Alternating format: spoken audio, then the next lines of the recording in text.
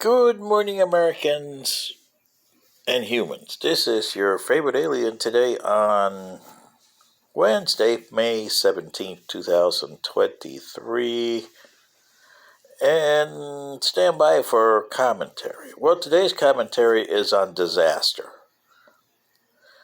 You seem to have disasters all over the place here in your country, especially the United States, where the world's got disasters all the time. But the U.S. seems to have a financial disaster, a physical disaster, a population disaster, a military disaster, and most of all, a governing disaster. But let me tell you about two big cities that they don't teach you about in school.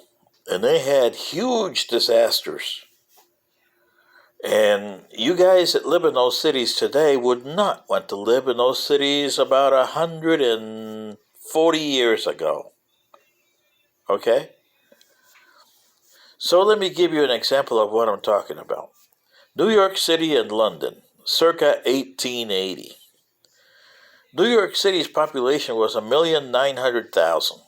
London's was a little over 4 million. 4 million and 1 million and almost 2 million population. This is pre-skyscraper, pre-cars, pre-electric, because electricity, just started in 1879. So there was no electrified citywide, or water citywide, anything there yet. You're talking another 5 to 10 years before this started to go on. But there was a problem in both cities. Starting in 1870, you couldn't get around in both cities. Today, you go to New York City and you go to London, and you get the bus. Or taxi, or the subway on both cities, right? Yeah. Well, you didn't have those in those days. Sure, they said they had streetcars, but they were pulled by horses. Yeah.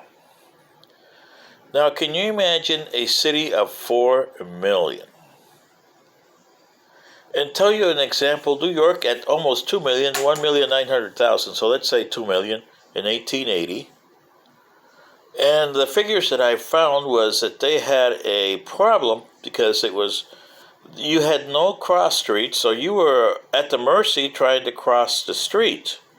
Not only getting bowled over by carts and carriages and horses, but being stuck in manure or getting stuck in urine.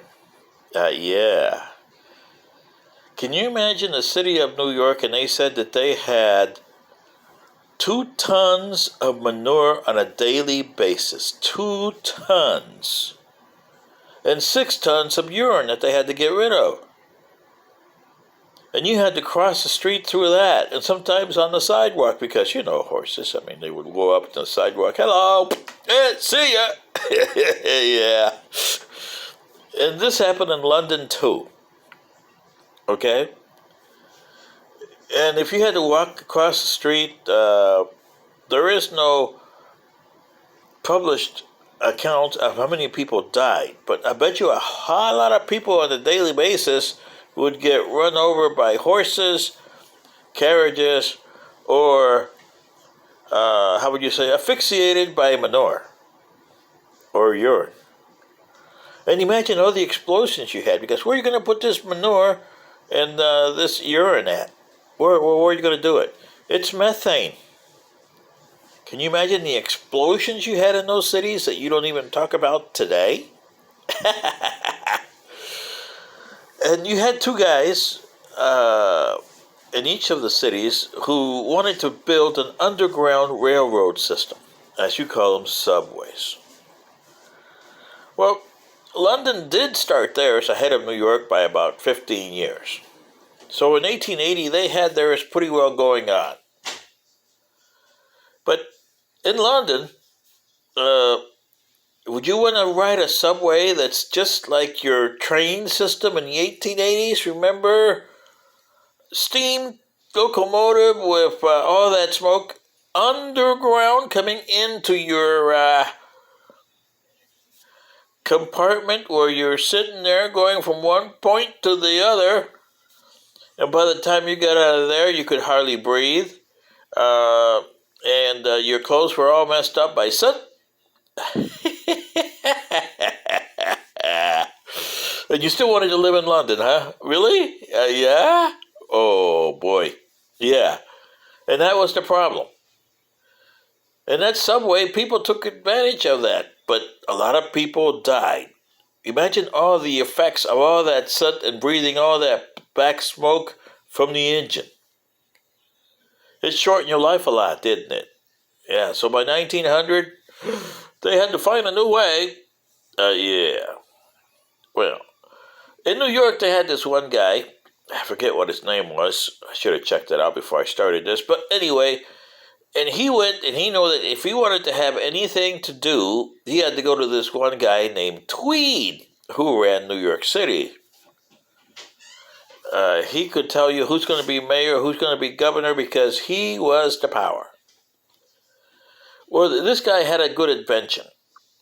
He wanted to do, well, most of you that go to the bank and take the drive-through,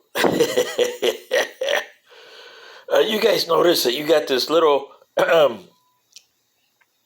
container that the bank brings through on this little tube, and you put your information in it and push the button, and it goes back to the bank, right? Yeah. Well, this guy had the same system. A tube that you went in there with actual people and seats and everything, and it worked. But unfortunately, it doesn't work in the long run. It works for a short run, just like a bank, can only work in the short term because you can only go up to the bank and then back to the guy at the drive-through. But it was, he did it for about 2 miles, and people were riding that thing. Sure, it saved them 2 miles. Hey, can you imagine 2 miles in New York City where you don't have to worry about the manure and the urine and the horses in the sidewalk too?